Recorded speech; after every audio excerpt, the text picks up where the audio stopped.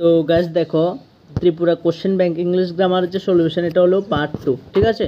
তো পার্ট 2 এর মধ্যে আমি তোমাদেরকে দেখাবো ফিল ইন দ্য ব্ল্যাঙ্কসের কোশ্চেন নাম্বার 2টা। তো কোশ্চেন নাম্বার 2 এর মধ্যে কি বলেছে দেখো, the school magazine dash many useful purpose, the most important is option রয়েছে training it gives to the students in literary composition. A students tells proud and happy when he finds his writing dash print, but he dash too shy at first to come out in the open ঠিক আছে। তো দেখো উত্তরটা the school magazine, ঠিক আছে। The school magazine এটা কি মানে একটা কথা বুঝবা যে পুরোটা কোন টেন্সে আছে। The school magazine many useful purpose মানে এটা অনেক কিছু মানে উদ্দেশ্য আছে স্কুল ম্যাগাজিনের গুরুত্ব। দ্য মোস্ট ইম্পর্টেন্ট ইজ আছে না, তাহলে ইজ আছে তার মানে এটা কোন টেন্স, প্রেজেন্ট, বুঝতে পারছি তো। তাহলে এখানে পাস্টের কিছু হবে না, মানে ইডি যুক্ত এগুলি হবে না, ঠিক আছে তো, ক্লিয়ার। তো পুরোটা প্রেজেন্টে লিখবো। এবার দ্বিতীয় কথা হলো যে একটা সেন্টেন্স করে আমরা দেখব। প্রথম sentence, the school magazine dash many useful purpose, এখানে কি হবে, সার্ভড।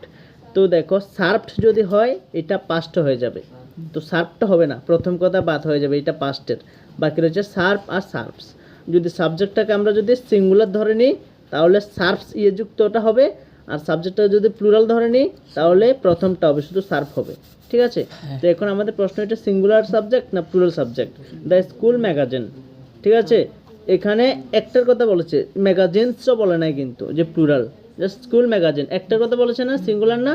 তো সিঙ্গুলার হলে কি হবে, সিঙ্গুলার যুক্ত ভার্বটা হবে, সার্ভস হবে, বুঝতে পারছি তো। তো the school magazine serves, clear. The school magazine serves many useful purpose, শেষ। তারপরে the most important is dash training it gives to the students in literary composition. তাহলে the most important is the training হবে, ঠিক আছে। Is the training it gives to the students মানে দেখো গুরুত্বপূর্ণ জিনিস যে মানে এটা ছাত্রছাত্রীর ট্রেনিং দেয় আর কি ভালোভাবে। তো ছাত্রছাত্রীর ট্রেনিং দেয় নির্দিষ্টভাবে দেয় যায়, তো এই জন্য এটা দি হবে, বুঝতে পারছি তো। এটা নির্দিষ্ট আর্টিকেলের ক্ষেত্রে যদি নির্দিষ্টতার কিছু বলে ডাইরেক্ট ডি হয়ে যাবে, সেক্ষেত্রে ভাওয়েল এন ডি এইসব কিছু আছে না, বুঝছো তো। তো তারপরে এটা আনসার কী হবে, তাহলে দি হবে, দি। তাহলে the most important is the training it gives to the direct এমনি ফর ডিমার, হ্যাঁ।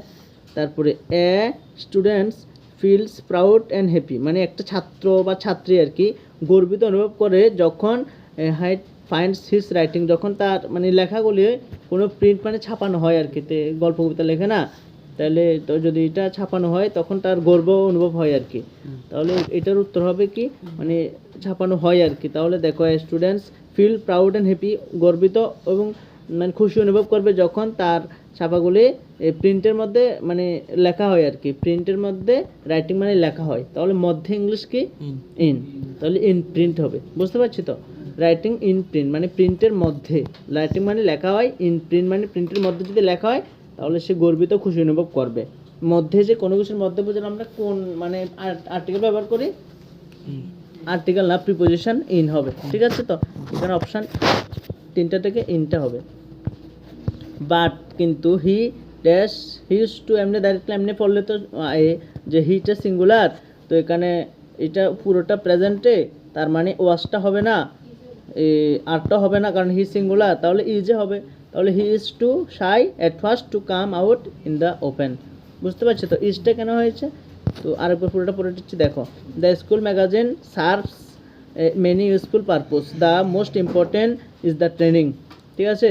Is the training it gives to students literary composition, a students tells feels proud and happy when height finds his writing in প্রিন্টের মধ্যে, but he is too shy at first to come out in the open. তো আশা করি মানে কারোর problem নাই। প্রথমটা singular subject serve হয়েছে, তারপর দ্বিতীয়টা the most important is the training, এটা পার্টিকুলার নির্দিষ্ট পলিসির জন্য দা হয়েছে।